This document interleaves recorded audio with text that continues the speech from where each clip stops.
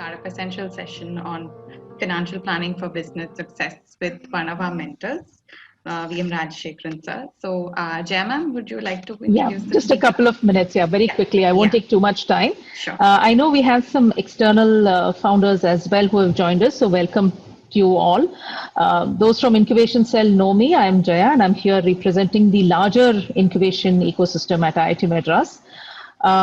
We are arguably the country's leading deep tech startup ecosystem. We have to date incubated over 200 startups, and we're very proud of the work that they have done. And we would not have managed all this without the support that we have received from our mentors. And Rajashekharan sir, who is here with us today, is one of our mentors who has come in, regularly and is the assigned mentor for one of our startups, Earthen Tunes. And when we were in conversation with him and Earthen Tunes, I realized that he's kind of worked with them wonderfully to kind of get them to know the numbers and the finances of the startup, which we believe is critical for you to kind of go from stage A to stage B, to understand what kind of takes you, what are the numbers that are involved. And when we were discussing, Rajashekharan sir was very generous, and he said that, look, I can actually do a session for your startups to kind of help them understand what are the kind of the numbers that they need to know, how can they track this, and therefore how can they track the progress of their startup. So we are very happy that he has kind of spared this time to share with all of you. I would also like to thank Santosh, who kind of is going to be kind of the case study which we will use, and he is one of our startups, an early stage startup. I don't think you can expect a better example. So he and Rajashekharan sir will kind of offer a do it for you if you can, in terms of how to do financial planning. Over to you, Rajashekharan sir. Thank you, Jaya, and thank you, Kalyani, for the introductions, and thank you, Santosh, for joining. I hope you are going to do most of the talking, and I'm going to listen to you. Okay, so so today's session, am I audible? Okay. No. Yes, absolutely. Okay, so today, while I'm going to definitely talk about financial planning for business success as the topic, but I thought I'll go a little back and tell you what are the other things you have to look at for succeeding in business. Because having worked in a professional organization for over 3 decades, there are many things which we have done which has worked, and many things which have not worked also. So ultimately, I'll tell you what are the good things that work. So we can start. Can I share my screen? You can, sir. You can. Share my screen? Yeah. Yeah.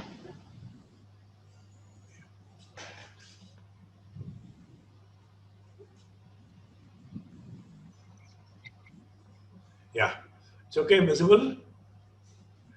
So this is the, can you all see the screen, please? Yes, sir. Yes. Okay, right.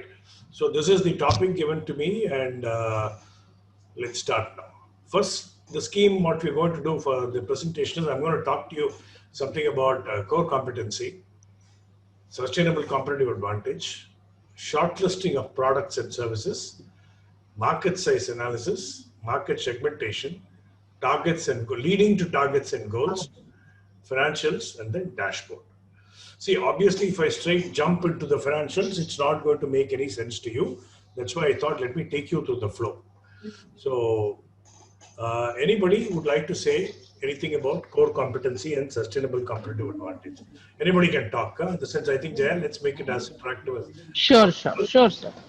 Somebody can, anyone can put up their hand and talk, whatever. What is core competency? What is sustainable competitive advantage? Okay, the next 2 slides have got the definitions. So, what is core competency? Why is it such a the darling word of the corporate today?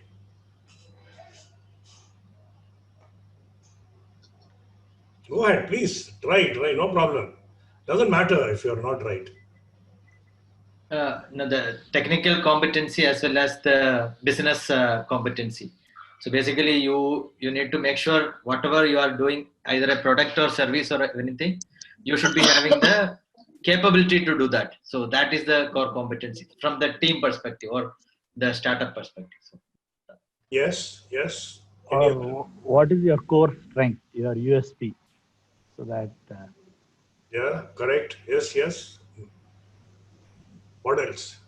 What else comes to? Then we'll come to sustainable competitive advantage. Okay. First is, what is core competency? And you can also give me some examples in case you cannot, don't feel like explaining it in English. You can always tell me in. The primary skill of the team. Yeah. Primary skill, right? Yeah. Then.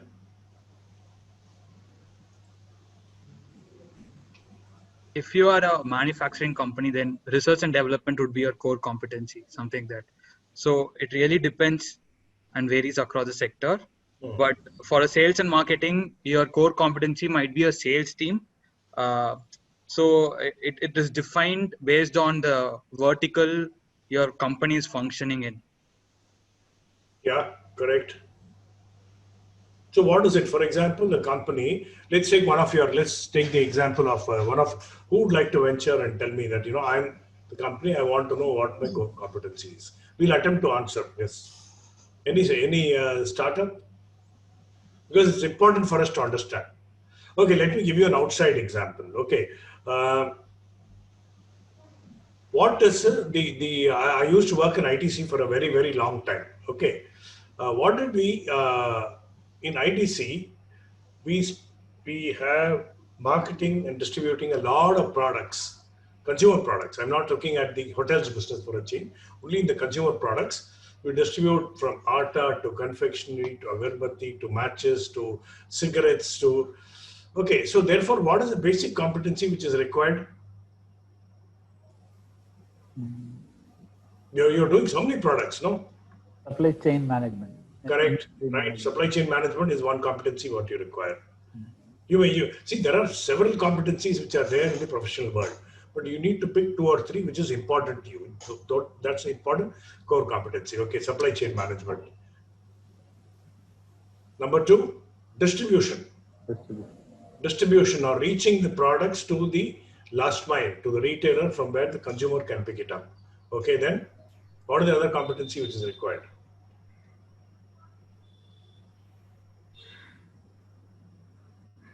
Building brands, correct? You should know how to build a brand. You should know how to market your product. You should know how to increase awareness of your product.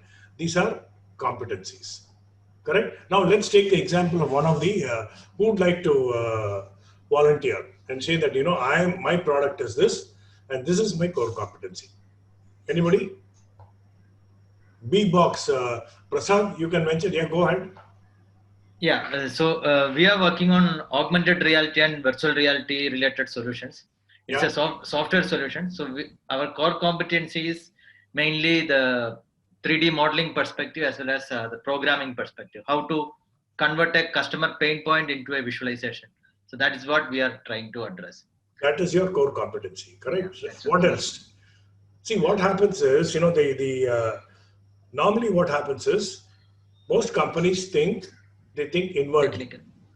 Take inwardly. I'm saying inward. They always look at what they're good at and think that is the core competency required for business to succeed. But look at it outwardly. Yeah. So outwardly, what is the competency which is required? Prasad, you can continue. Mainly marketing perspectives, how to get clients into. So that is the business level, understanding the business use cases and venturing into capture more clients. So that sales and marketing level, that is understanding the market is a competency which is a required competency. Okay, yes, what else? Yeah, my technical side we are strong, so we need all other things, financials, all those things. For the business to succeed, you need to know what are the competencies which are required to succeed. So normally what happens is in any startup or a new company, they're so happy doing what they're good at. Yeah. And they think they can conquer the world. The customers will come, running to their factory and then say, give me the price. It's not so. It's not so. So I think first is we got to identify the core competency required for you to succeed in the business. So let's take a couple of more examples. Okay. Anybody else would like to? I'm not, Jaya, maybe you can pick a few people because I'm not able to see everybody on the screen. Okay. Nikunj, Rati, I'm going to call out names. Yeah, can you talk? Or anybody else? Dr. Naveen. Hello, sir. Yeah, go ahead, please. So we are like a startup working on CRISPR-Cas-based diagnostics For diagnostics, right? for infectious disease. For infectious diseases, okay? So, okay, what are the competencies required for your business to succeed? Uh, One thing is like we need to know the channels, how to reach the customer. Okay? Channels Also, to reach the customer, okay? yes, kind of supply chain, Supply chain, okay? and also the maintaining the customer relationship. Customer relationship, okay? What is core? Core, you tell me. You're telling me all the competencies required for every business. You got to Okay. tell me one or two top core competencies, which will make you succeed.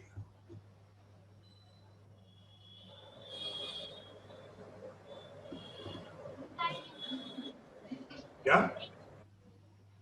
Yes, I think we should, as he said, like we are like strong at science, but we didn't know about like much about the market. Yeah. Okay, one more competency. Okay, in your case, I will say you want to identify, you are making diagnostic tools for what diseases you said? Infectious disease. Infectious disease. Okay, now the understanding is understanding of the various diseases is there. That is a competency which is required, correct? Yes.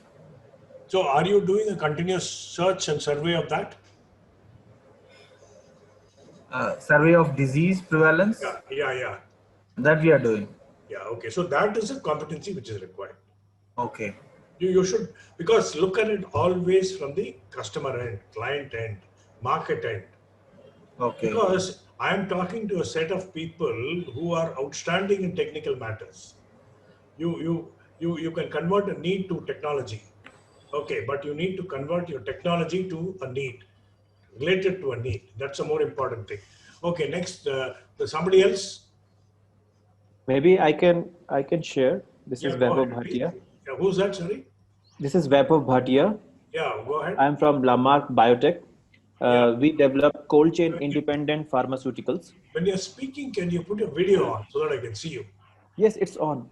Maybe I can switch it off and Yeah, on I can again. see you now. Go ahead, please. Yes. Okay. Yeah, Vaibhav. Yes. So this is Lamarck Biotech, and we make cold chain independent pharmaceuticals like biologics. So, say vaccines or biologics like insulin, we convert them into a formulation which can be here transported at room temperature. That's our technical competency, and the core competencies that we have been trying to develop over last 1.5 year is to understand the product life cycle of the pharma client, because we are a B2B company. We do not make our own biologics. We go and ask them, and we ask them, okay, you have insulin. If you give it to us, we can create a formulation. Now we need to understand how much is they are spending on the cold chain, so that we cannot exceed that kind of. We have to do our pricing accordingly. We have to create a model for revenue accordingly. So that is the part we have been trying to develop, and I can tell you it's very difficult because we do not get data from them, and even if we get, it's always fake. Nobody gives the real data. So we have tried to, in fact, you can say a psychology there is a very important competency we need, especially B2B marketing psychology, how somebody tells you their problem. So that's another competency we are looking for. So it's a B2B business. You're Yes. supplying to another, you will supply your product to Yes. another company who will take it to the consumer, correct? Yes. Or consumer and customer. Okay. Exactly. Generally, because of biologics, they already have a market, because we don't create new biologics and we don't want to get into that. Our idea is to help them. So I give this example that we are like seat belt for a car. So we don't want to make a car. We just provide seat belt for every car so that they become safer. The same thing for vaccines. We want to make sure that their vaccines become room temperature stable so they can reach a bigger market. but we need to understand their market, which is very difficult. Yeah. And it's very, very difficult. Okay. Yeah, understood. So the competency which is required in your kind of a field, in my opinion, is to understanding the industry dynamics. Most important Yes. thing, I'll give you my own experience. I used to head the packaging business of ITC long back. Okay, and one of our main customers was the liquor industry. We used to supply the packaging, for all the leading brands in India, the Royal Challenge, the Bagpiper, something special, Teachers, all the packaging we used to do. So at that time, we were not only supplying packaging, but me and my team, the frontline marketing team, knew the entire liquor market in India. We knew which brand is doing what volumes, which is going up, which is going down, which is getting launched. That is understanding the value chain. So maybe that competency is an important thing. You may say that it's very difficult to get it now, but I think that competency will be good. It is leading to my next point, which is called a sustainable competitive advantage. Okay, so we will talk about sustainable. I think you hit upon the. Now, don't say it's difficult. If you want to be different, if you want to make a sustainable mark in your business, you should know. You should get to know your end customer and the way the business moves. Okay. We'll try our best. Yeah. We'll try our best. Thank you. So there are methods, and you can engage with me privately, and we can talk about it also. No problems. Oh, that would be great. Thank you. I'll definitely disturb you. Today, information is available. Yes. How to tap the information smartly is the name of the game. Is the name of that's true. But I would like to know those methods. So and then you should understand the entire value chain cost. What is value chain cost? All of you spoke about supply chain, correct? What is value chain? Different players who come in to actually convert. Correct. Who are the different players who come, and what is the value chain cost also? For example, I'll give you a typical example is I was heading the matches and agarbatti business. In fact, I started the business in ITC. We used to market a brand called Mangaldeep, and Cheetah Fight, matches, AIM, home lights and all. So in Mangaldeep agarbattis, a pack of 20 sticks used to cost $10. I'm giving you an example. 20 sticks, 10 rupees. Therefore, one stick is how much? To the consumer? 1 rupee. 1 rupee, correct? But actually, if you really look at the cost of one scented stick, how much is it? 1 rupee is what the consumer pays. Right. It could be even 15 paisa, 20 paisa. That's all. Yeah, balance everything, the value chain consumes it. There's a distribution margin, there's a retailer margin. So for any business to be on top, you should know the entire. So don't just stop with your seatbelt example. Please understand the car. Yes, that's a very good. Understand. Doesn't matter. No problem, man. Nobody is going to stop you. Okay, can we take one more example before we go to sustainable competitive advantage? Anybody, please. And please ask questions. That's what I requested Jaya, saying that she also said, yes, I can invite questions.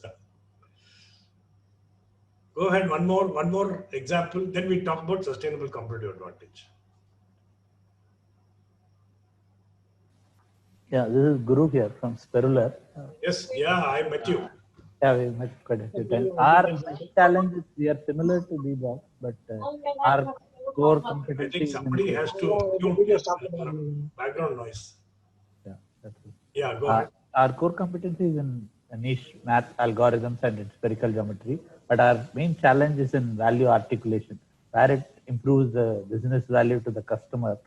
We are struggling a little bit, and sometimes we take a demo and share it with them and see their response. So value articulation is something that we need to build on over our basic math. And so you're saying core competency required is value articulation, correct? Yeah, yeah. What's your product? I remember you made that globe. Globe is one of the hardware products, but our core thing is now inspection system for artificial intelligence and all, no? Yeah. It uses image processing algorithms. And who is your customer? Right now we are targeting forging clients, manufacturing auto component makers, people who make crankshafts and those things. That's why we are trying to reach out to Ashok Leyland also through. Yeah. Yeah. So articulation of your features, correct? Correct. And so there you have, okay, that's a core competency required. Articulation of your, see, let me tell you, there are many products in the B2B arena. You are in the B2B space. If you look at it, what happens is many companies go and talk all kinds of things to the customer, which he never understands. correct. You will give all kinds of technical jargons, and the guy will say, "Oh, boss, please tell me what I understand." Okay, I'm sure you heard it many times. So therefore, I think the quality of the presentations, what you make, should be simple, straight, and should be able to demonstrate your benefits to the point. Okay. That's a core competency. I completely agree with you. You need that competency. How to do it? There are many people, I think, who can help you communicate well. Okay, what are the other competency you require?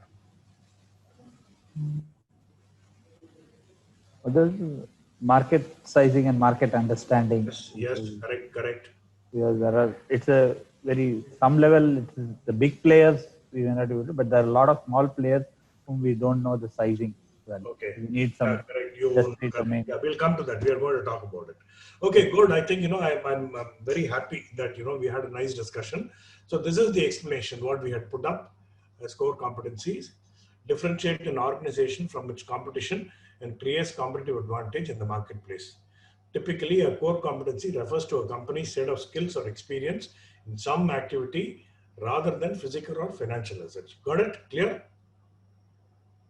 Yes? So now, so this is, I think we talked about a lot. One thing I would request all of you to do it.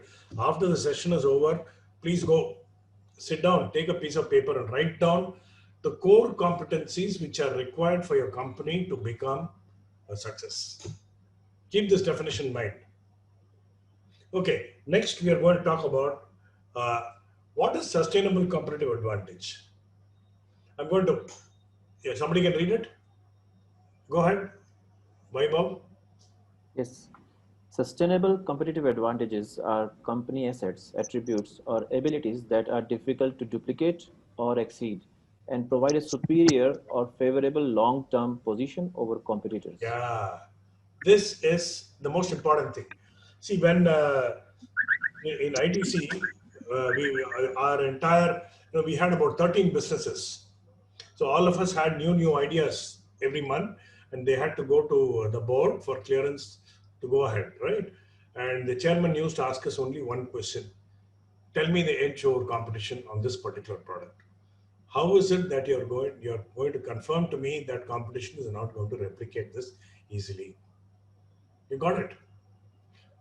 Now, whoever told me about sustainable competitive advantages before, now tell me one each. What is the sustainable competitive advantage you've got?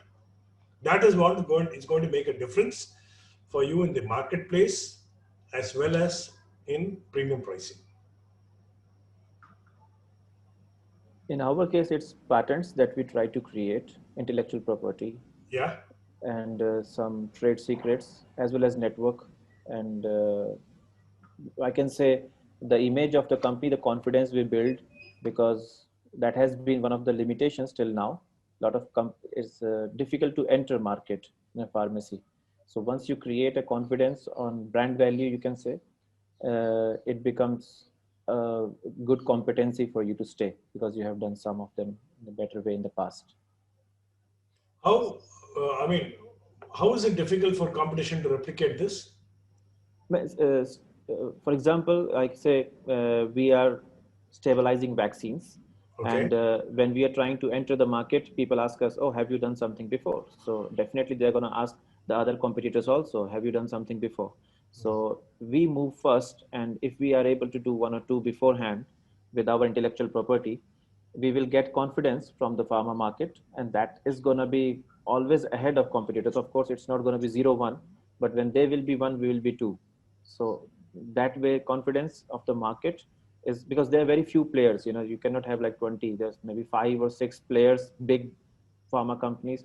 And if we have good terms and we have done good work for them, that becomes a long-term competency for sustainable competitive advantage, I think, in addition to IP. If it is without IP, it's not going to work. But with IP, yes. So that's, it's a good point. Anybody else? Sustainable. That means your competition cannot replicate it that easily. Please have 2-3 things up your sleeve, because this is the most important thing. Otherwise, anybody can come and copy and just dislocate you. Why do you think I'm spending so much time on this? Because these are all fundamentals of business. Any startup today thinks, that whatever he's so good at, he goes and launches it and doesn't bother about this particular aspect. Go ahead. Can I get one more example, please? Who has told us some new person?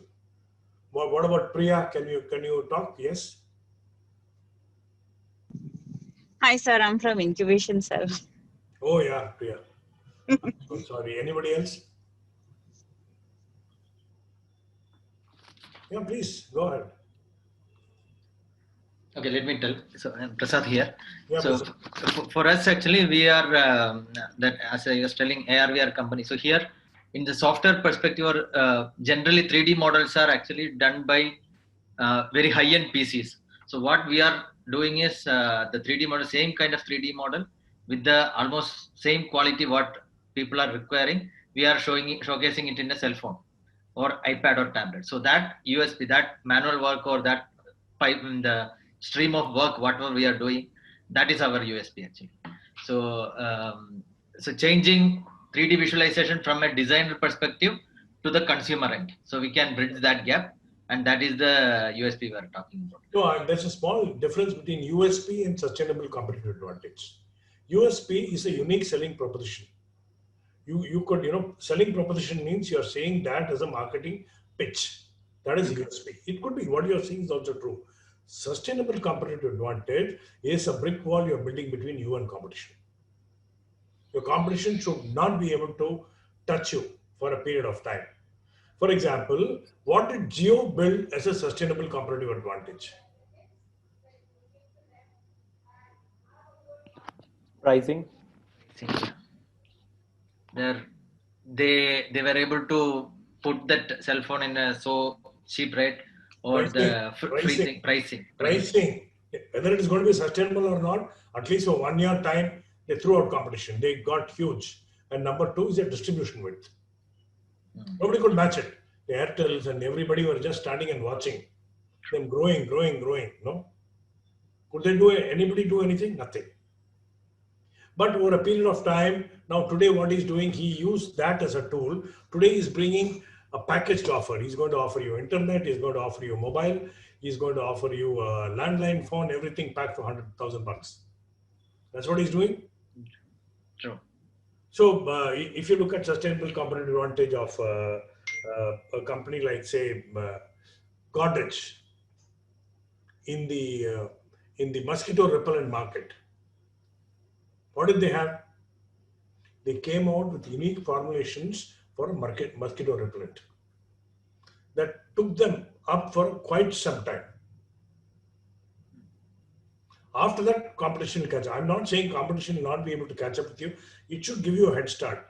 By the time they catch up, you're ready with another one. Yeah. Okay. So I think keeping a mystery around your own product. Anybody else? One more I'd like to take before we move on to the next subject. Sir, can it be partnership with a huge customer? Sorry. Can it be a partnership with large customers so they don't go to another competitor? Yes, very good point. You can. You can have a contract written down or agreed with a large customer, holding him with you for a period of 5 years. It is a sustainable competitive advantage that you will do based on what you're offering to them. Yes, can be done. Nobody can enter, correct? Can be done, yes. Answer is yes. So please, first you write down the competencies, then write down the sustainable competitive. Can we move on to the next one, or anybody wants to talk?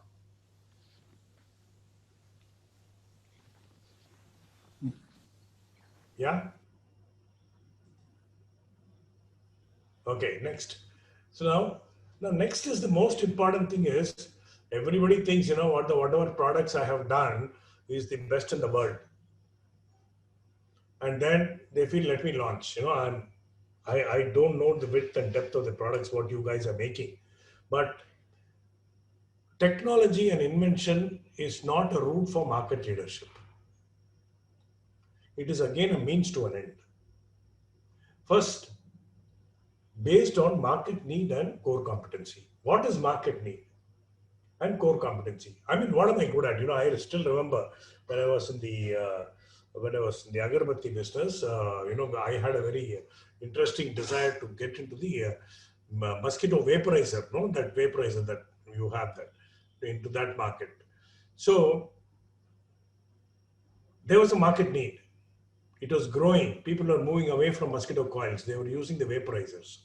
So my boss asked me, what is the competency you have to produce this vaporizer? Neither you know about the electrical box which is plugged in, nor do you know about the liquid which is inside, nor do you know about the wick which is used. That's a good question. So there is a market need and then your competency. So therefore you should make a match between the two. So now how do you do this? You can put down all the competencies what you have in your own company or in your own venture. It could be financial competency, it could be product development, it could be distribution. And on the other axis, you put the various markets you want to enter. And for each box, score on a scale of 1 to 5, 5 being the best and 1 being the lowest. Wherever you get a full score, you can see that you're adjacent to it. Have you understood? No? Or it's complicated? So therefore, understand the market need and match it with your core competency. If your core competency is outstanding and there is no market for it, don't do it. But yeah, some examples. Go ahead. Can I listen to somebody? Ikram Khan.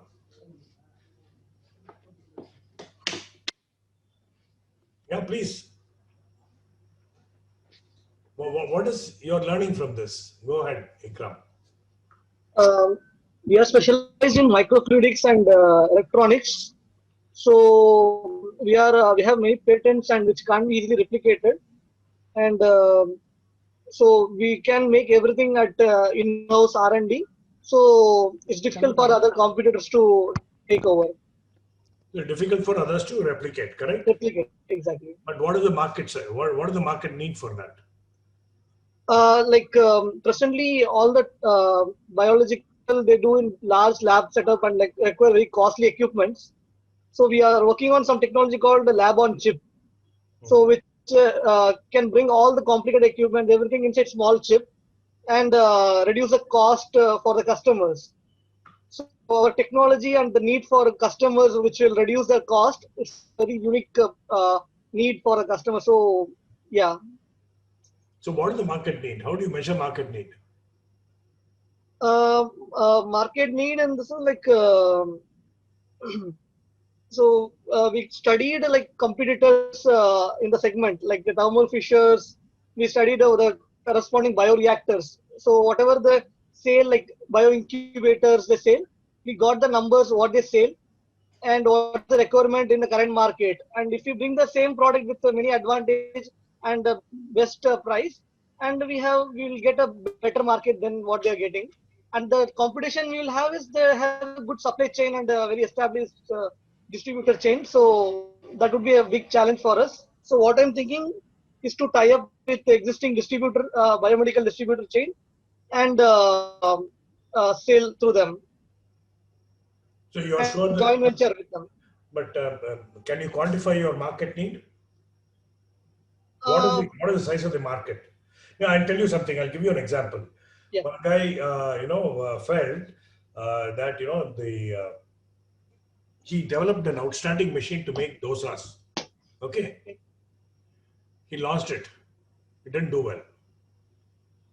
Technology was outstanding. Within a minute, he could churn out, 4 dosas and all. Outstanding, yeah. And you could have a thick dosa, a thin dosa, and all he could do, but it didn't do well. Why? Because people can do it at home very simply. They don't need to invest a huge amount on that. So there is no need. No. Yeah. But the machine was costing 10,000 rupees. Mm-hmm. So what was the person trying to do? He was trying to induct a technology into the heartland of dosa making, which is Tamil Nadu, Kerala or Andhra Pradesh, Yeah. not understanding he's trying to take away the pride of the housewife. See that? So what happened was, and they said, oh my God, why do you need to spend 10,000 rupees for a machine to make dosa? I can make it myself.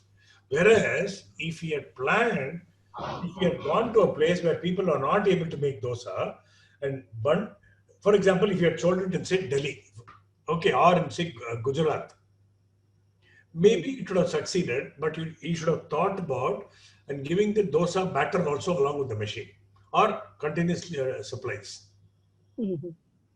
So understanding the market need is the most important thing. If there is no need, then there's In no that market. in that sense, the point which I can say is like in existing, when you grow a cell or something, cancer cell, if you grow, they grow it on an incubator, and when they want to study it, they have to take it out.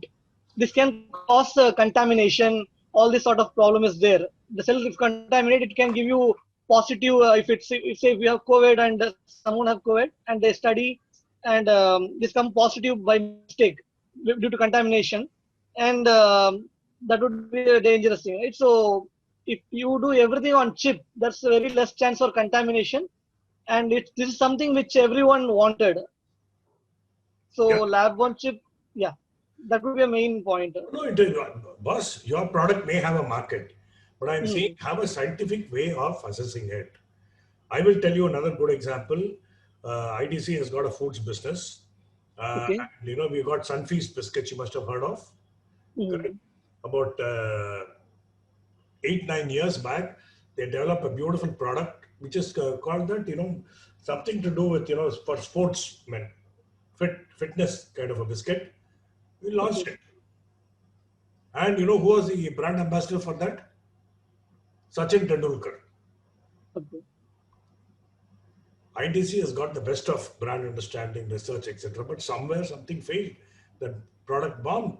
The consumer didn't like it. So even with the best of endorsement, it didn't work. So that means we missed a card. So therefore, what I'm saying is, sometimes, some bright ideas, we always get a feeling that there is a market need. And that market need, you will keep on thinking that market need is there because that is your own core competency. Building out of, so take a dispassionate look at that. Just because you are good at it doesn't mean the market needs. So, but you can get into other products where where there's a market. Okay, I think this is the point. Any questions on this? Anybody else would like to share their example?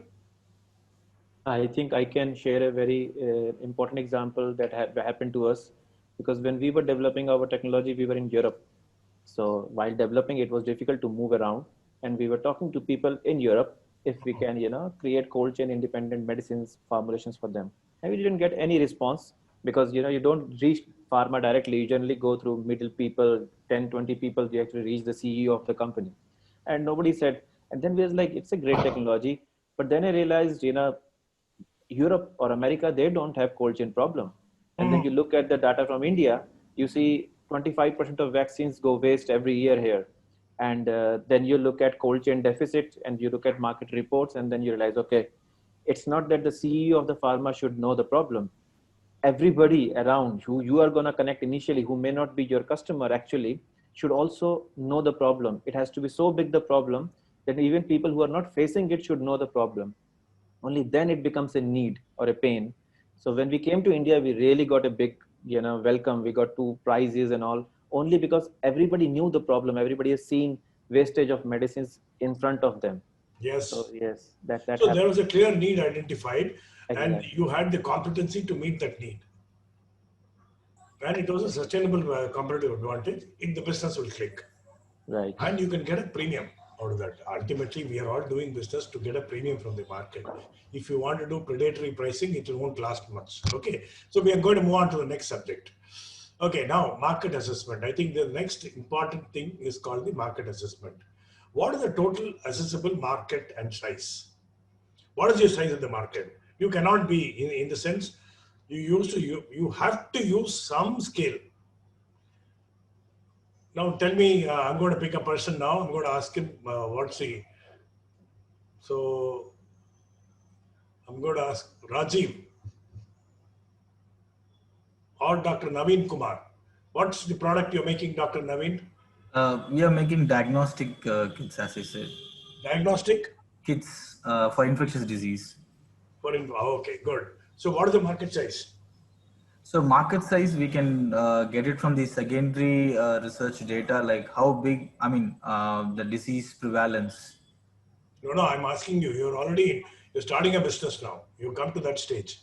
What is the total addressable market size? That's what it is, basically based on like how much. No, answer my question. Rupees crores.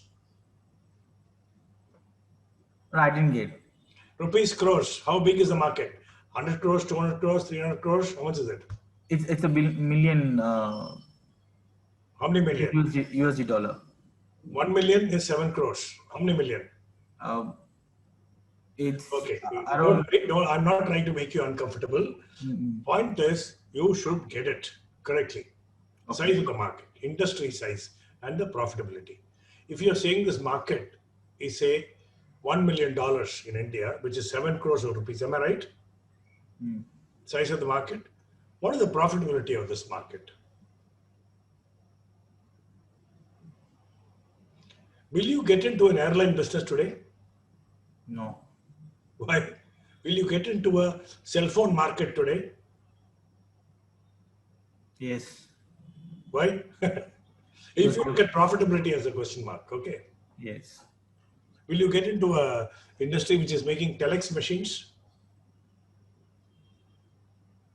Oh, what machines? Telex or fax machines? Okay. Huh? No.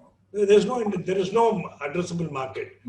There is no need as of now. So therefore, when you're looking at for each one of you, I think, if you don't have the data with you, please find out what is the market size. First is you should have that big number with you. And then check what is the profitability of that industry. If a particular industry, what you're saying is not doing well, there are people getting sick, don't enter that industry. There is some reason behind it. You can turn around only if you are much better. So now I'm going to ask another person. Who's this Pariti? Pariti and Pragyan. Tell me what industry you are in? What's the market size? Pragyan, yeah.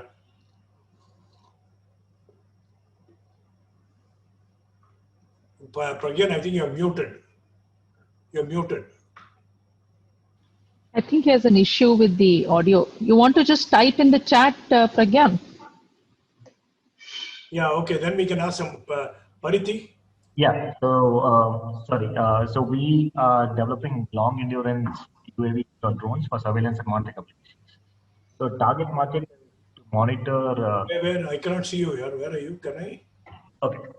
Yeah, I don't have my video on, but yeah, I'm visible now. Yeah, go ahead, Pariti. Yeah. Yeah. So the target market is the oil and gas. Don't talk about target market. What is the total market size?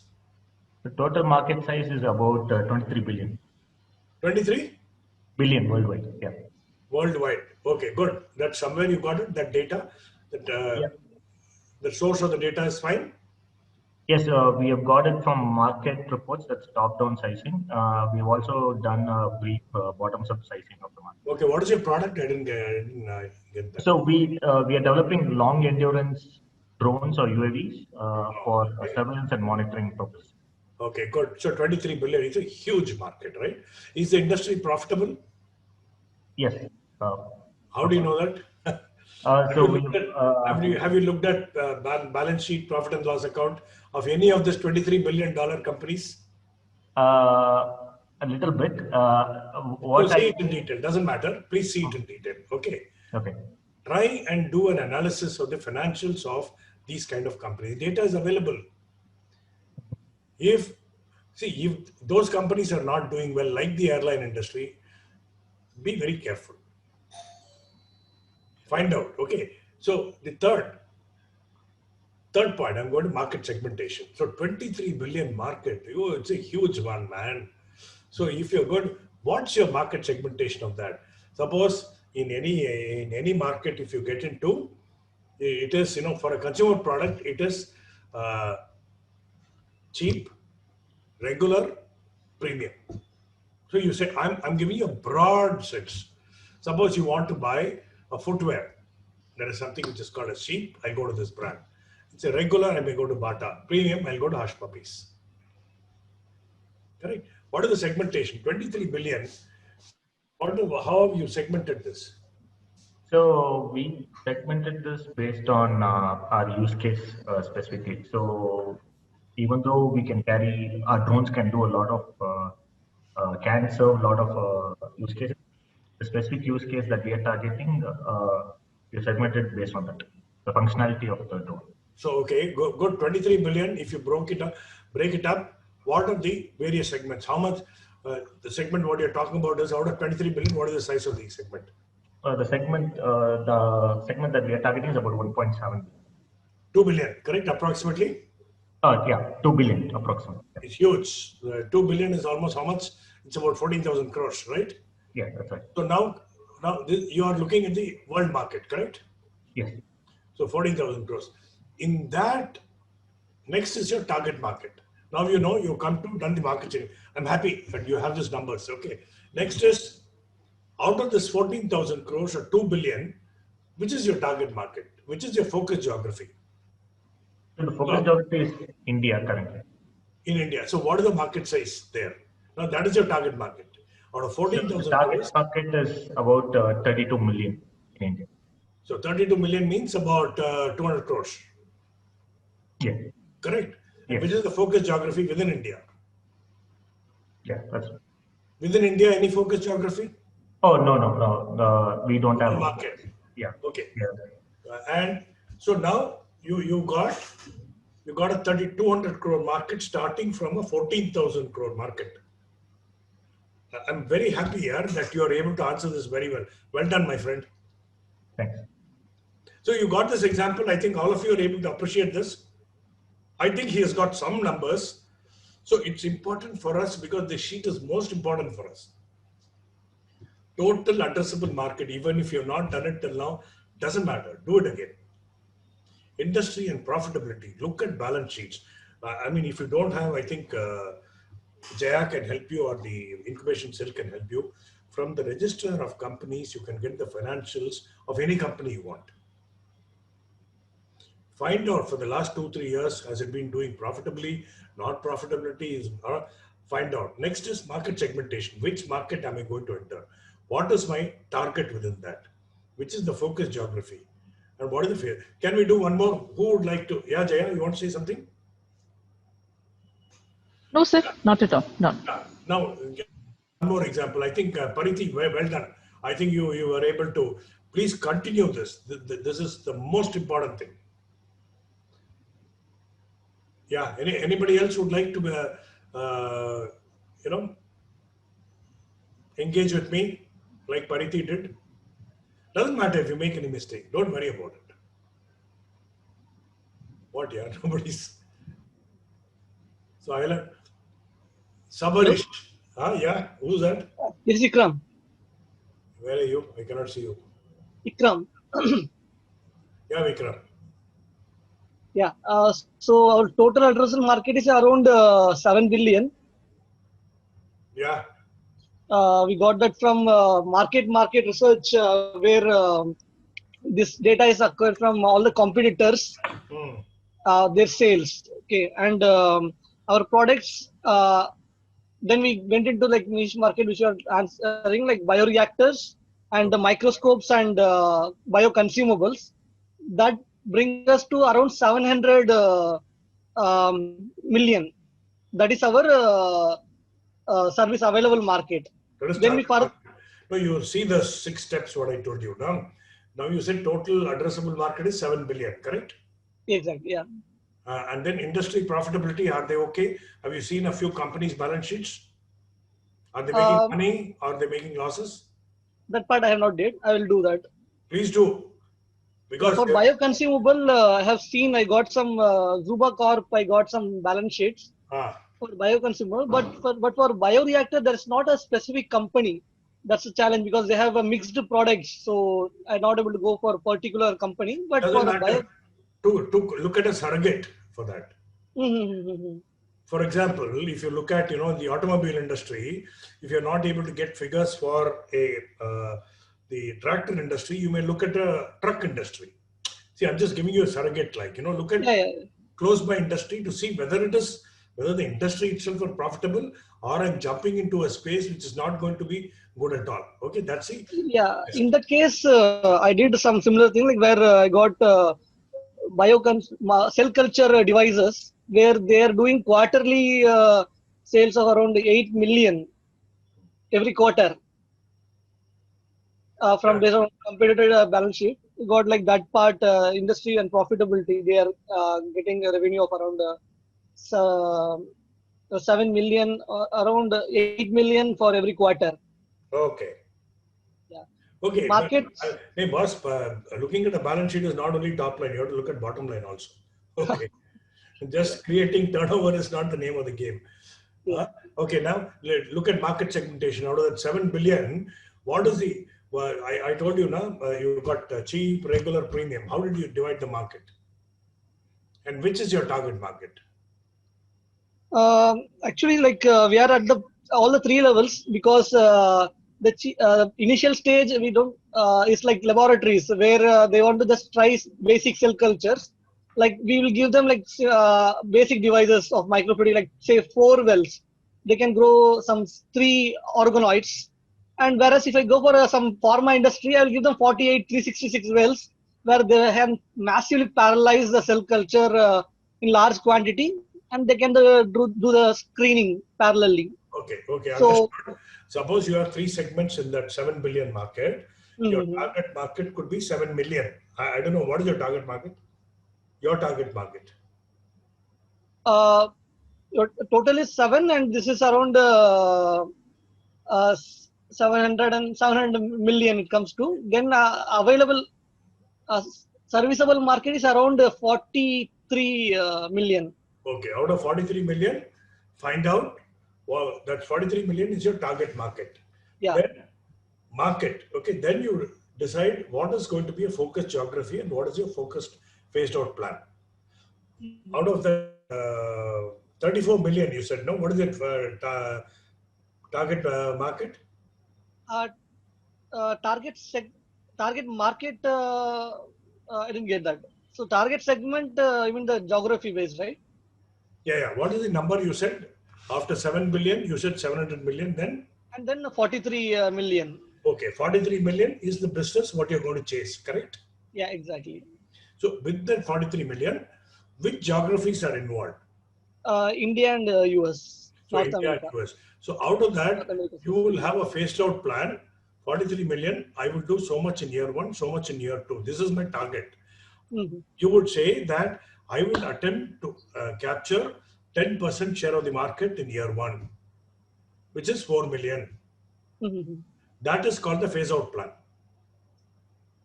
Okay, okay. You cannot become 80% player in year 1. It will not happen unless you come out with an earth shaking, like the vaccine for COVID today, right? That's like yeah. So you got to have a phased out plan. Okay, now anyone else who want to engage with me on this? Thank you. I have a question, if I can. Yeah, please. So in our case, we are lucky because we deal with pharma companies. Most of them are public, so their balance sheets are readily available online. My question is, how do you define the profitability when these statements generally do not have segmented their own, products? So for example, I can say biologics, a particular company will generally show they got 2,000 crores of profit coming from all the biologics together, and then they have like 300,000 of, them is the profit. So for example, say it's 15%. How do you have any tips and tricks there we can use to calculate the profitability for each segment? Yeah, it is possible, because today, according to the SEBI rules, you've got to give segment-wise top line and bottom line. And please, see, you and I may not be an expert chartered accountant. Take the help of a good chartered accountant to analyze it for you. Okay. If you look at ITC, if you look at their balance sheet, we have for cigarettes, you have for other FMCG, you have for hotels, you have for packaging, for everything there's a P&L account. So what kind of questions I should ask my chartered accountant? Like I can say him, okay, calculate. There are lots of companies today strip the balance sheets and give you some insights. I think there must be somebody who can help out. I know a few people. I don't know. Jaya can probably help you. You have to brief them, saying that I'm entering this industry. These are the possible competition I have, or these are my customers. I would like to understand their financials. Okay. You develop it. It's important, and that input will be useful to you. For example, our friend Santosh, who's going to talk about his own, he did went and looked at the balance sheet. They are going to get into shoes. Okay. I told him, what are the other companies? He said, Bata, go and look at their balance sheet. It didn't look very good, but still, okay. But still, so therefore, in some places, just if it is publicly available, you can find out, but take the help of a chartered accountant or take the help of an analyst. Yes, that's a good idea. So yeah, I know all of us cannot be good in everything. You got to lean on somebody to help you. Yes. Anybody else wants to ask?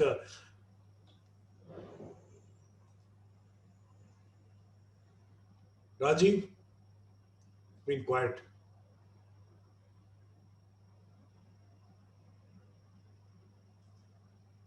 Yes. Otherwise, should we move on? Yeah. Yeah. Yes, okay. sir, we can. Yes. So next is after having done that, you need to have now we are coming to the financial planning. Okay. You need to have a plan for the year. For example, for the financial year 2021. 2021 normally is done in every year is broken into 4 quarters: Q1, Q2, Q3, Q4. Q1 is April to June, then July to September, October to December, January to March. All of you are familiar with this, correct? Yeah. Now, having indicated, write that, you have to write what is called as a lag indicator and lead indicator. What is a lag indicator? Lag indicator is the final result. Turnover, contribution, market share. Okay. These are the final outcomes. Lead indicator is how is your customer base moving? How is the cost of poor quality? How is the effort? How do you measure effort? So you need to set out the goals for the year quarter-wise, turnover, contribution, market size, and also set out the indicators, customer base, poor quality, and it could be anything else also. Okay, now coming to financials. Now this is where I think something will be new here, something will be old. Okay, now first is sales turnover, gross turnover, net of taxes. Let's say it's 100, okay. Your raw material cost, out of that 100, depends on industry and industry. Raw material cost, let us say, is 30. So what is main contribution? A minus B, correct? Raw material cost is 30. So main contribution is, how much here? Somebody answer. C is equal to A minus B. Minus B. Sales turnover minus raw material cost. This is 70. That is 70%. Then we come to variable costs. Variable costs are those costs that can be directly attributable to the product. Reduce that. That is C minus D. That comes to cross contribution percentage. Then reduce all the fixed costs. What are the fixed costs? Your salaries, or it could be your salary, the rentals, what you're paying, which does not vary with the volume of the business what you're doing. Then what is profit before tax, which is G, which is basically gross contribution minus fixed cost. That is your profit value, and divided by your sales turnover gives you PBT percentage. So now I'm going to leave this, and because we're going to show you a demo also of this, but before we get on to this, go ahead, ask me questions.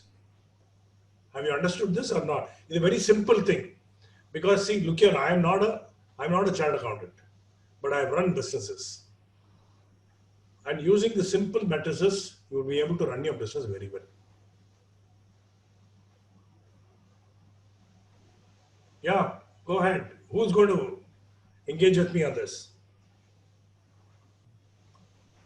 Prasad?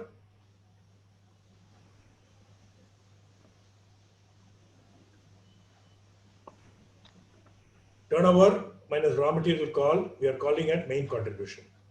Yeah, this is resource, that kind of, I mean, software development means it is resource charges only, but that will come under fixed cost or our, I don't know, that how that resources cost, basically that HR or human resources basically. No. Raw material cost. Whatever is required as raw material, in your case, your main contribution could be as high as 95%.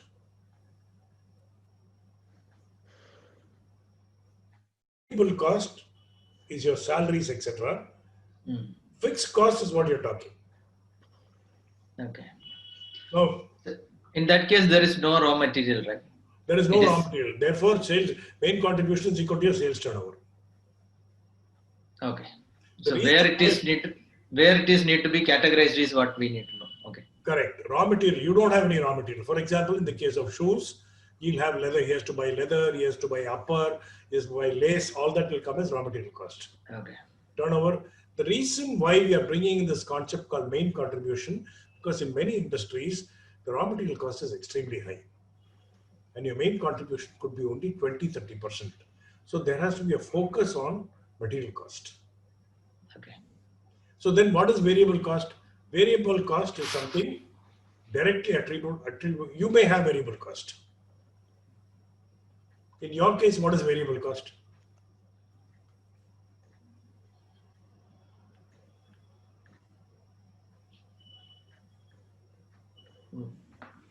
Okay, not really variable. Basically, the time duration, right? Before we pitch in and before we are getting money, that kind of time delay is something we cannot predict right now. But that is an interest cost. Are you talking about interest cost? No, there is nothing else actually variable in this case. Variable cost means the cost which varies in line with your turnover or your volume of manufacture. You are making software, correct? Yeah. So are the people whom you employ are variable nature? Suppose you have a big order, do you employ 100 people? If you have a smaller order, you employ only 50 people?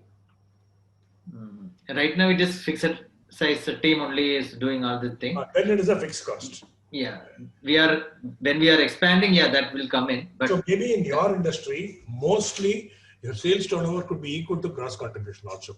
Then you come straight to fixed cost.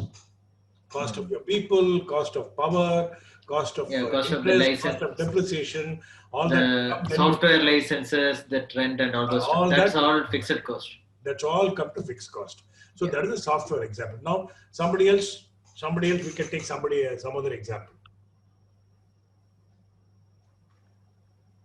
Yeah, go ahead, please. Some volunteer. Vaccine, friend. You will have huge main contribution here. I can see that. Yeah, come on. I can say. Sorry. Yeah. Anybody is going, or I can. I don't want to stop other people because I speak every time. So. Doesn't matter. You can next somebody else. I will talk. Okay. Yeah, go ahead. Yeah, ours is very similar to VBox, so that's why I'm not speaking on this. Yeah, if it is very similar to software, let's give the opportunity to somebody else. Yeah. Means in our case, the most of the cost is in R&D. So yes, the consumables come as a raw material, which which actually is variable because the more number of formulations we try to develop, the more raw materials we need. So I'm a bit confused that should I put that raw material, why not as a variable cost? That's one thing. No, normally if it is raw material, bought out material which is used in your final product, put it as raw material cost. Okay. How much is it? Just to get an idea, how much would it be? If 100 is your turnover, how much would be the material cost? Okay. The problem with our case is that the manufacturing starts way later. We have like product development period of say 5 to 7 years normally, which in our company is down to like 4 years because of some innovations we have done. But still the 4 years of product development is there. Product development cost will come into mostly fixed cost. Fixed cost. Okay. It's not variable because you're building for the future. Okay. Right. So, but even this is something, you know, very different. What happens is, say, example, I'm making a formulation of a vaccine today. Okay. And to develop that vaccine, I need a couple of things. I need some people who, as you said, is, you know, a fixed cost. In our case, say we have a limited team, and we need some raw material, which is coming. We need to do some regulatory analysis, expenses on preclinical, clinical trials and everything. For everything takes like 4 years to finish. In that point of time, we are not getting any money coming from the customer, means from the consumer. But in our case, because we are B2B, we expect some upfront payment or something coming from our customer. In this case, thus, we have a revenue coming beforehand, you know, as soon we start showing the promise of the technology, promise of the formulation in clinical stages, say. Yeah. So but, you know, is that income what you're getting? Is it? Do you have to return it? No, no. It is a fraction of royalty that we are expecting, and the idea is to convert some of that part into upfront payment to cover the cost of development. So that is your income, correct? Yes, it is our income. So that sales turnover is equal to income here. Yes, but still the product development is going on. Most of the cost is product development. Yeah. So in product development, we have raw material, we have variable cost. We do not have variable cost, actually speaking, because it's more or less fixed cost. We say correct, 50 CR, which will cost to develop the product completely. After that, if the consumer, if we have a market of 10%, yes, then the variable cost will come in because that's the manufacturing happening. But that is not our market, because that's where we are not there. That's our, you know, client is going to be taking care of. So I'm now confused about my financial model. Your financial model, whether you like it or not, all businesses have to follow this. Okay. At the end of the day, you're investing some money, you have to get some profit out of it. Right. Correct. Otherwise, you want to live continuously on grants and don't bother about bottom line. That's a different ball game. Okay, I don't want to comment on that. No, I don't want to stay like that. That's not what we want to follow. So therefore, everything what you get doesn't matter. In your business, you may continue to get a negative profit for a period of time. Right. After some time, your income will compensate your costs, and you'll become a break even or become a bottom line positive. Have I explained or not? Rod? No, have you understood what I told you? Yes, I understood. So sales turnover in your case is income. Okay, but you don't have main contribution because you don't. If you have any raw material cost, you can show main contribution and then reduce the variable cost and then reduce fixed cost. In the first few months, you may have negative. First few years, you may have negative. Right. And then how you will fund it will be through loans. Loans, equity sharing. Yes. Correct. Yes, that's one of the major ones. Yeah, that's how and it is. Some grants, if we get grants. And grants. So whether you want to treat grant as an income or not, it's left to your accountant. Okay. Okay. Now can the grant be treated as an income? I didn't knew that. So in the financial statement, can we treat that as an income? No, that's why I told you. You have to check with your accountant. Okay. Some companies do it. Some companies don't. Okay, that's a good point. So I'm a strong believer in one thing. Any entrepreneur or any startup has to start with the premise that there has to be a bottom line to your business. Correct? Yes. So if it is not there, it is an endless game. True. Correct. Now I think at this stage I will ask Santosh to share before I get on to, or I can just share with you a simple dashboard and then hand over to Santosh. Now say, look here, this is the simple dashboard which I'm recommending, which every month you should look at. Okay, this is for the month. What is your budget for the month? What is your actual production volume? So some of you may have production volume, or you may have income, or you have sales value and cash bank balance and receivable status. What is the budget for the month? What is the actual? What is the year budget and what is the actual? GOLI. What is GOLI? Any guesses? Profit. No, GOLI. GOLY. GOLI is not GOLI here. Growth over last year. That's an Growth. GOLY. Okay.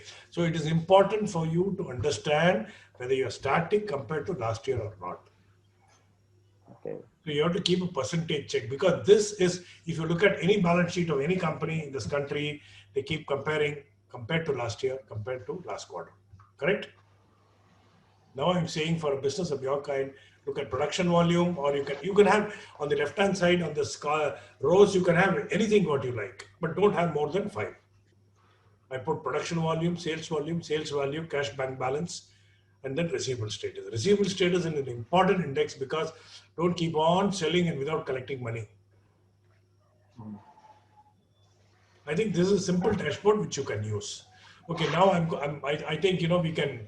Santosh, would you like to demonstrate? Yes. Hi. Good evening, everyone. I'm Santosh.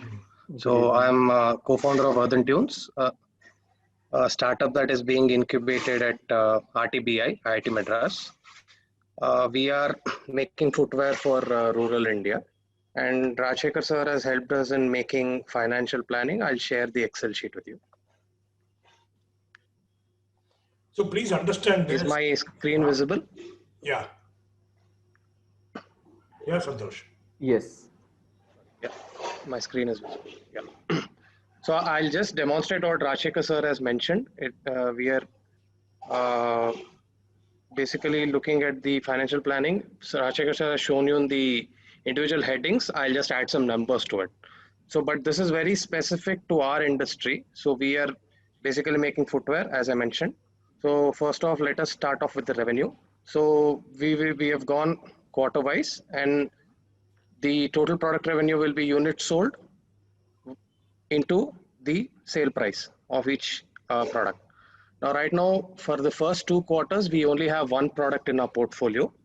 But going forward, we'll be diversifying into 2 to 3 products. So the total product revenue would be an addition of that, right? So product 1 volume into sale price of that product, product 2 volume into sale price of that product, plus product 3 volume into sale price of the product, right?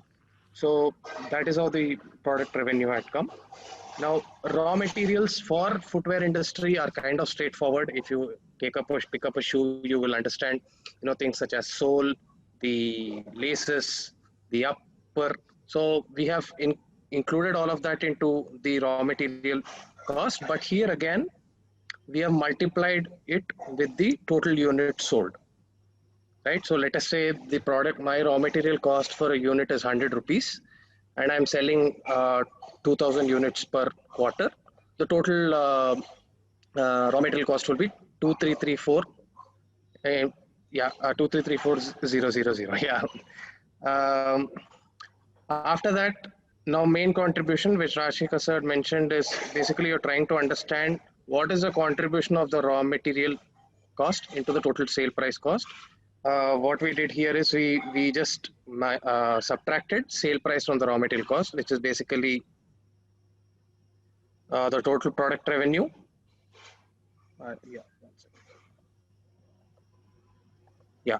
Total product revenue minus the raw material cost. So that has given us the main contribution.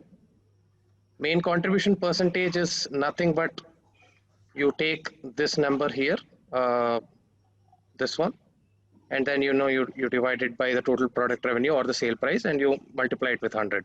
So this is kind of giving us a percentage of the raw materials in the sale price. So for our industry, it is like 60%, which it might vary based on the industry that you're in.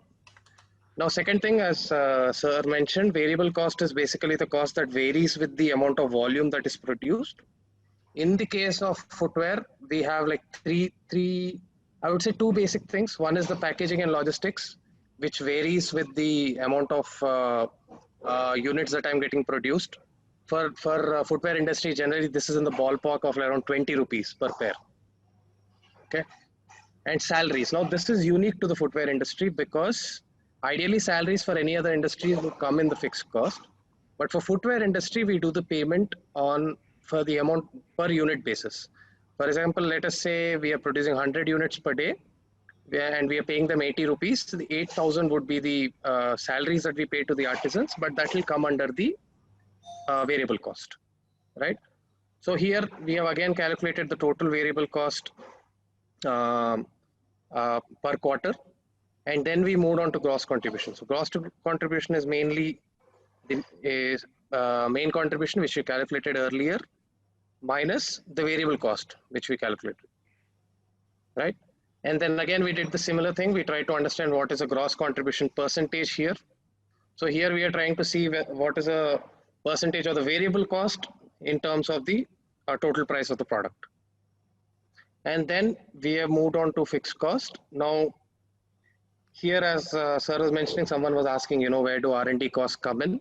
So for our footwear industry, again, we do have R&D, and that comes under fixed cost. There's also a bit of training and capacity building, which we do because it's a new design and we want to train people to pick up the new design, the artisans. That again has come under a fixed cost. We have capex cost, but because of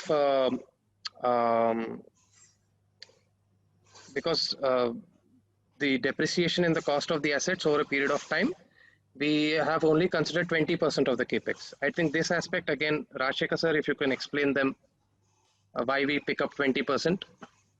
See, what is happening is, suppose you invested, say, 10 lakhs, right, in capital expenditure like machines or anything like that. Normally, the interest and depreciation put together will be about 20%. The cost, the depreciation will be a hit on the P&L. Interest is the cost which you pay out. That's what I've taken as 20%. 20%. Okay, it's a combined cost of interest and depreciation. And then there are salaries. Now these are salaries to the core team, basically the founders and the employees who are there. This is because this is a fixed amount. This has nothing to do with production volume. This is something we have added here as well. Then there are also salaries to the sales representatives, the sales guys, which is again a fixed cost. It doesn't vary according to the volume. Then there is a cost for marketing, communication, awareness creation. That is also a part of fixed cost. And also we are, for specifically to our startup, we are looking at the evaluation and impact because we are trying to cater to farmers and we wanted our product to have an impact. So overall, we just added up all of this again quarter-wise and we arrived at the total fixed cost. So this, after you've calculated the total fixed cost, if you do a calculation of gross contribution minus the total fixed cost, you will arrive at profit before tax. Now for our case, it is in the negative, but it picks up in the later part of the year because of the diversification of the portfolio and the increase in volumes.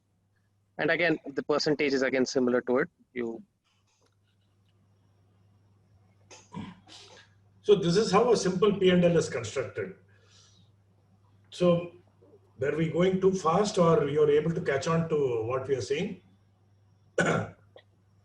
Please ask any questions, any doubts you have. One quick question is actually how you calculate the number of employees, the varying number of makers, right? I mean, the manufacturers, basically, the employees. How that is catered over here?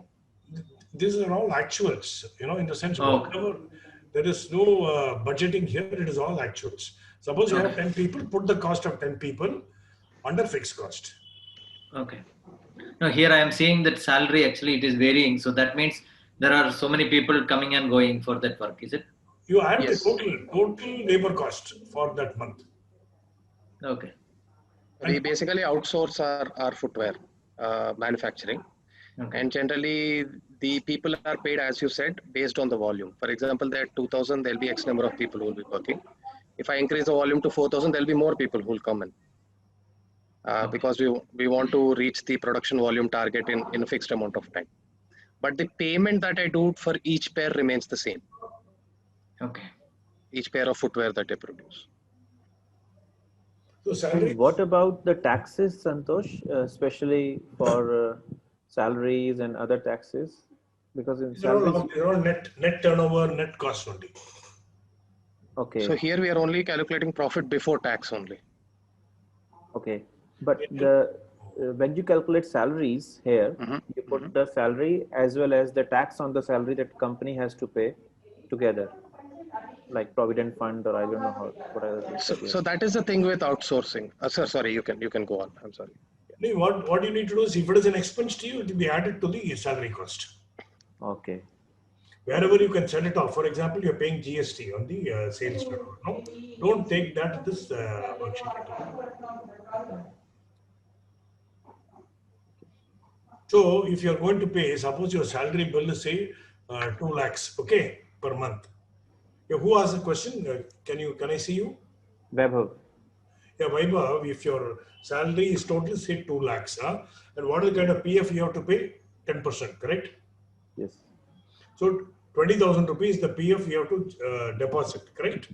Now your cost is 2,20,000 in this worksheet. Okay. So you directly put 2,20,000 and you don't take separately into the don't later do. taxes. No. See, this is a very, very good MIS report for entrepreneurs and owners. You get yourself trained on it and you can do it yourself. Okay.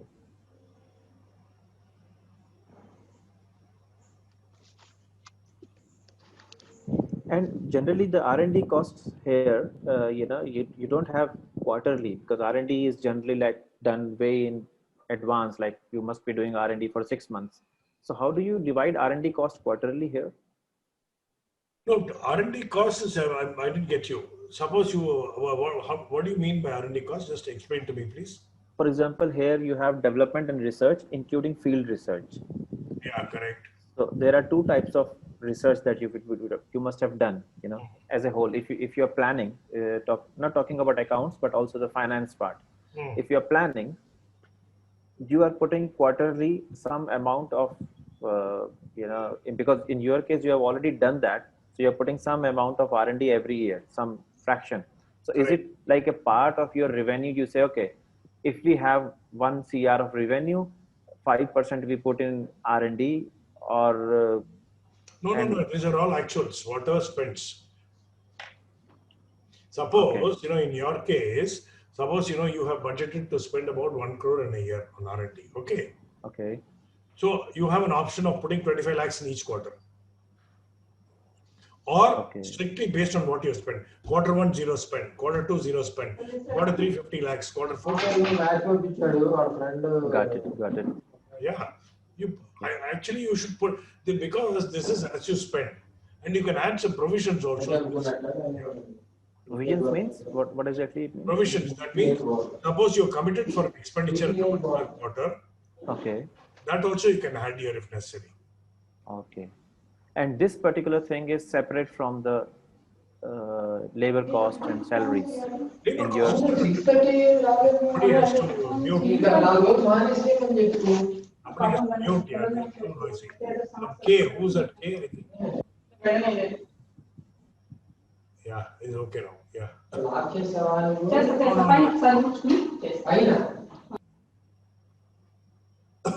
Yeah. Yes. Now it's clear. So sorry, what is the question? That when you are talking about R&D, because in R&D also there are people involved. So the salary cost in this case is separate from that. So you're not taking salary cost in the R&D. All salary cost under salary cost only.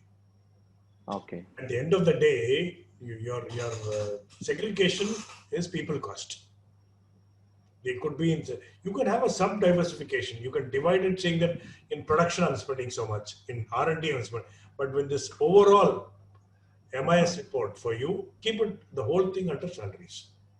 Okay. Because I know, in a business, I'll have somebody in marketing, I'll have in production, I'll have in supply chain. All costs we put under salaries. Right. Yes, makes sense. Yes. Sure. So this will help you a lot to look at the profitability of a business. Yeah, any questions? Sir, hi, this is Kalyani. So, sir, I just had a question in terms of what if a startup has taken loans, say from an incubator or from an external bank? Will that be categorized here, or Yeah, it will be taken here. See, there are two things. One is a cash flow. One is a P&L account. I'm showing a P&L, profit and loss. Okay. So the interest cost will come as a part of the fixed cost. Right. Suppose somebody has taken a loan of say 10 lakhs. Okay. Mm-hmm. What is the interest percentage today? Which you give loans to startups, Kalyani? So I will not have clarity on the exact number, but I'd say 6%. Let us say it's 10%. Okay. Okay.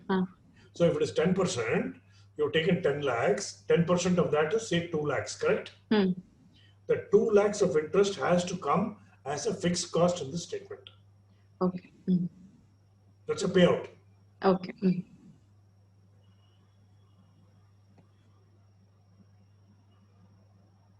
Like how he has taken the interest and depreciation, no? That the capex cost is taken. Na? Correct. What you do is, Santosh, better than rather than take interest and depreciation.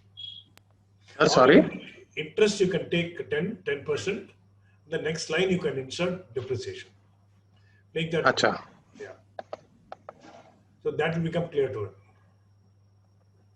Instead of capex, change interest, you put interest. And the next one would be depreciation. Depreciation, okay. So that 45,000 you can split into 2 and then put it there. Okay, I'm just giving an example. Okay. Right. Okay. This will come as a part of fixed costs.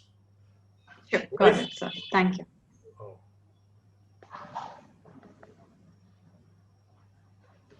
No, is it easy or it's tough to understand? I want your feedback here.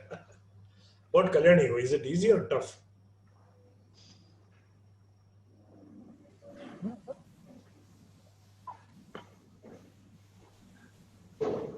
Sorry, I was on mute, so I think you didn't hear me. Yeah. Now I've unmuted myself. So I think it's a simple way of putting it together compared to, we're not using too many jargons here from a financial perspective. So as an external, I think it's quite clear as to how it's calculated. So I think despite not being an entrepreneur, I'm able to see how clearly it's been calculated here. I just had a concern regarding the loans, and I think that also you just clarified. So I think, I think an entrepreneur's opinion would be valuable also. So your opinion. Anybody, Pariti, what is your understanding? Was it easy to understand or tough? Any questions? Please. Okay. Yeah, so I mean, it wasn't tough. It seemed straightforward and logical. Sorry? No, it seemed logical and straightforward, so I don't think it was tough. I was aware of a little bit of this. Just wanted to see if there are any nuances that I missed. And you can do it yourself. You don't need a chartered accountant to help you with this. Simple, you can. This Santosh did. Am I right, Santosh? Yes, sir. Yes. So we, Rajshekhar sir is our assigned mentor in IIT. So we generally have a review with him every 15 days. So we were just given the skeletal structure of what we need to do and we worked it out and we would take a review. And I think we arrived at this after like a couple of reviews.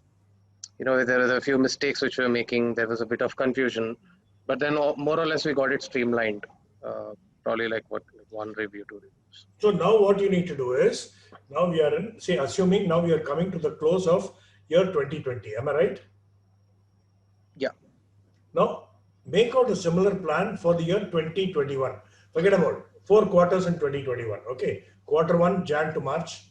Forget about financial year. Okay. Now do your own. What is your sales estimate? Like this exactly. Attempt to do it. I think this worksheet you can share. I think you can give it to Kalyani and she can share it to the team here. And even my presentation you can share. Okay. Yes. Sure, sir. I can share. Yeah. And please attempt to do a plan for next year. This is the budget you're drawing for the year 2021. Is it possible or not? I need to know whether everybody can do it or not. Yeah, doable, sir. Yes, sir, doable. For the year 2021, sit down and take 1 hour, 1.5 hours, and you can call Santosh or you can call me or ask some questions We can take this example. And you will know, for example, can somebody tell me what is your turnover target for next year? Just duplicate the sheet, Santosh. Yeah.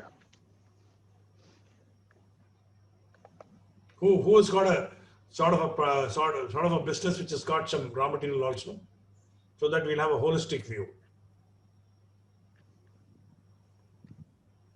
If R&D raw material counts, it's not manufacturing. We can put here. We can take one example and do it right in front of you. Okay. Okay. Who's that? I can say if it is okay. Yeah. But in our case, it's mostly a little. So yes, total product revenue next year. Yearly, we expect something, as I said, in total, Santosh, put the total. I think just do the total. Yeah. Don't do quarter-wise. He can do it quarter-wise later. Sure. But we can help him do the total for the year. Okay. Yeah. Let us see that we are going to do it for the year 2021. Okay. Yes. Santosh, go straight. Yeah. What is your expected turnover? Put say around 2 CR. 2 crores INR. Correct. So this is how you'll put. Okay. To 200 lakhs. Yes. I Right? hope that is correct. What is your raw material cost? Approximately raw material. Approximately, yeah, 3 to 3.5 CR is the R&D cost. No, sorry, raw material alone. I'm talking. Raw material cost is say 20 lakhs, 30 lakhs, not more than Out that. of 2 crores. Yes. So you can put 20 lakhs. So automatically main contribution it will calculate. So your main contribution is 90%. Right. Correct. Yes. Right. We expect that. And anything on packaging and logistics, will you be spending? Main contribution, all this percentage, huh? A lot of that will be salaries. No. Any packaging and logistics will spend? No, not really. Logistics, you won't move your product to anybody? Transportation cost? Okay, yes. So normally Maybe, it's about 2 to 3%. Yes, in fact, it's right. 2 to 3% could be a possibility. So 3% of 2 crores is 6 lakhs. You can put 6 lakhs. Packaging. I'm just putting it. I'm trying to be with you and helping you constructing. Okay. Yes. Then what are salaries? How much money will you spend on salaries? Around 75 lakhs. But maybe this will not come in variable, no, sir, for them. Will it be? It's variable or fixed cost for you? It's a fixed cost for us, at least for year. Then you move, make here salaries as correct.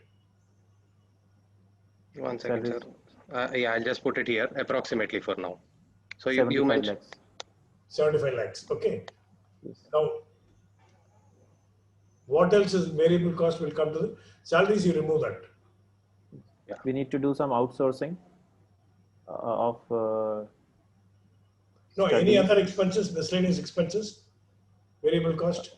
Yes, outsourcing of animal studies, for example, in our case. That will come under fixed cost or variable? Fixed cost. It is variable because it changes with every molecule. Means for every molecule, it's going to be different. Okay, how So much? Around 60 lakhs. 60 lakhs, okay. So total variable cost is 1.2. How much is it?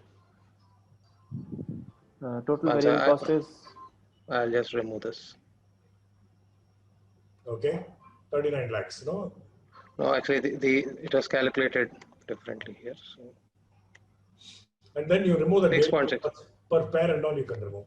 Yeah, 6.6 is what they have. Yes. We also have a variable marketing cost. No, I that don't know will come too. You can put marketing cost. How much?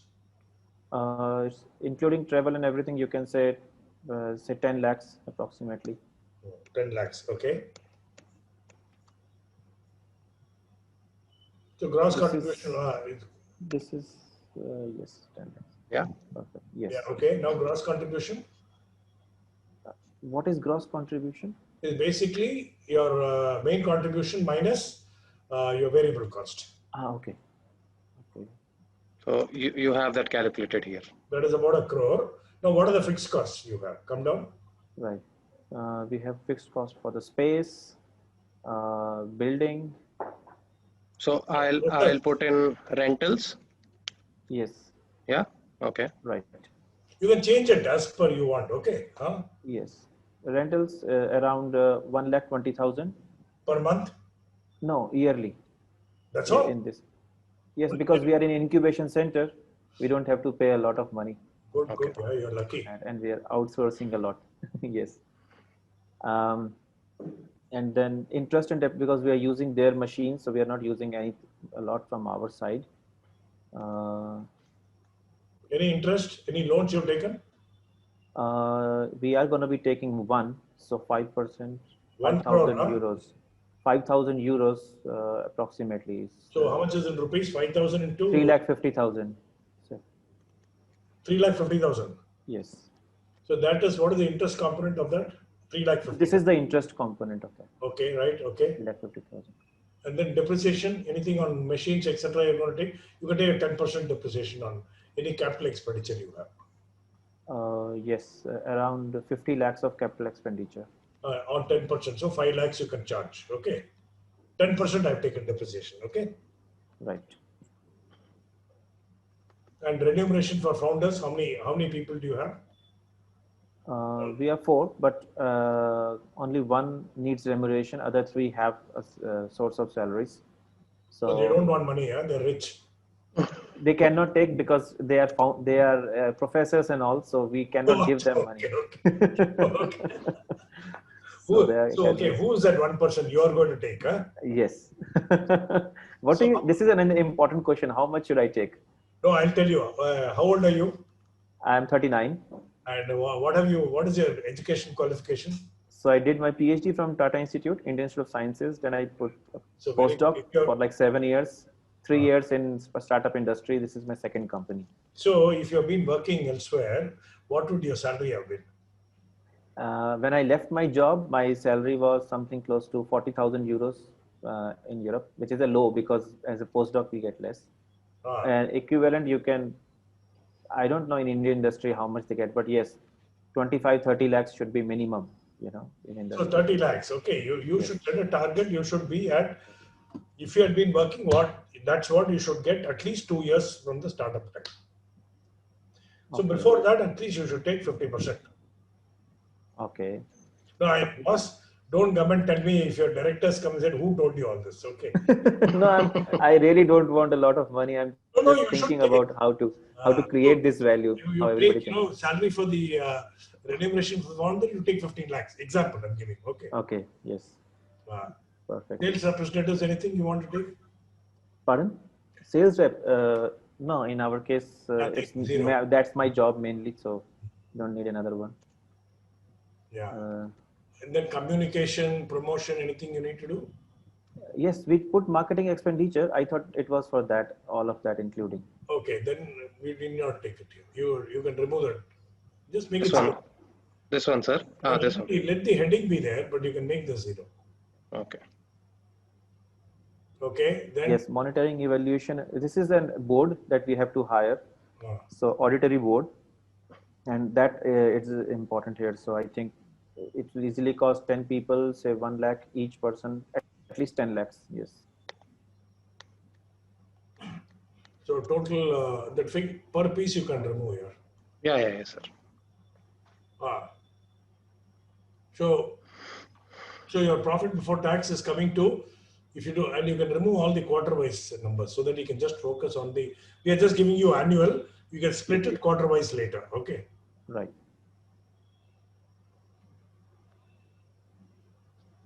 So if this is right, and if you have not missed out any expenses, on a 2 crore turnover, you would do a profit of 69 lakhs. Okay. Clear? So it is not it's not such a great thing. You can do it yourself. Right. What here? Can I hear some comments from others also, please? What, Vaibhav, are you happy or not? Yeah, I'm happy because something I'm happy is it's simple. It's always scary to enter into the Excel sheet. So now it happened in front of me, and you told that you will send it. So I'm gonna, work on it more. But yes, one thing I never did was the upfront payment that we were taking before. I never put it as or grants. I never put it as a income. If we put it as an income, the that is important, because we will not have real royalties coming for next 5-6 years. So then the company becomes very dull. So putting upfront payments and everything as an income, and maybe we have to play around with the companies rightly with our customers, that how they actually give us incomes. They don't give us a lot in advance, and then so it gives a new perspective to my own company. Thank so you. I think this is the way to do it. It's not tough at all, no? Yes. So are you guys okay? Anybody else? Any other comments? Fairly easy to do. We'll try it for ours. Yeah. What about Guru? Are you okay? Yeah, we'll do it for ours. Though our revenue stream, we still have to make some estimates. Yeah. Oh, Prasad? Understood? Yeah, looks good, sir. Looks good. And it's much simpler than we were thinking. Yeah. Thank you. So it's easy. Huh? Okay. Yes, What yes, about others? Rajiv, Arun, Keshav. Keshav, Waste Chakra. What is that? Yeah. So we actually met in the mentoring session before for 1 month for ITC. Pyrolysis company which converts plastic to oil. Correct. So is this easy? This was okay? You could Yes, sir. understand? Yeah, of course. This was way easier than we were thinking. So normally people, entrepreneurs get scared at looking at the numbers. Don't feel scared. Look at it confidently. Okay. So Kalyani, Yes. I think anybody has got a doubt, I think you can, get them to talk to first level Santosh. Santosh has become an expert now. Okay. Sure. Yes. I will mention that. And also, sir, I think to add on here, since it's explained particularly in a startup context like Santosh's venture, it makes it simpler. Because I've sat in for other financial planning sessions where they've done it for another business. So I think here it's much more relatable because it's broken down to a startup level and it's contextual. So I thought I also mentioned that. No, correct. We were able to do it for Vaibhav easily, no? Yeah, exactly. Yeah. It's just the cost. We're just moving from one place to another, but at least the flow, I'm sure they've understood that clearly. You should always look at your the percentages. That's the most important. Your main contribution, gross contribution, PBT percentage. 3 percentages are important. It has to keep improving. Right. So these percentages just need to keep improving from one quarter to another, or is there anything else they need to keep in mind? Only basically, obviously your numbers have to go up. Your sales numbers have to go up, and automatically your PBTs will go up. Because what will happen is as your sales numbers go up, it'll absorb a lot more fixed cost. Like in the case of Santosh, he shared, no? First quarter was negative. After that, he became profitable. It started picking up. Correct. Sure. So all of you, please do it for 2021. Headphone. Yeah.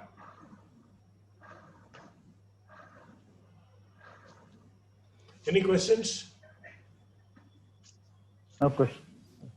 Good. Thank you very much. Shall I say bye then? I think a lot of questions were asked through the session, sir, exactly like how you wanted. Yeah. So if there aren't any more questions, I'd like to conclude the session. Are there any more questions? Okay. Sorry. Anything else there is in your slides, sir? Other than this dashboard? No, nothing. That's the last slide. Okay. Yeah, please share it. I will, sir. I will share it among the participants. I will also send out the video to you. So in case you want to refer back how it was done, you could also refer. So thank you very much, sir, for engaging so much. And thank you, Santosh, also for taking time to explain so much to our startups as well as the externals. And participants, thank you for staying this long and engaging with both Santosh and Mr. Rajshekharan and asking so many questions. So, Our pleasure. Yeah, thank you so much.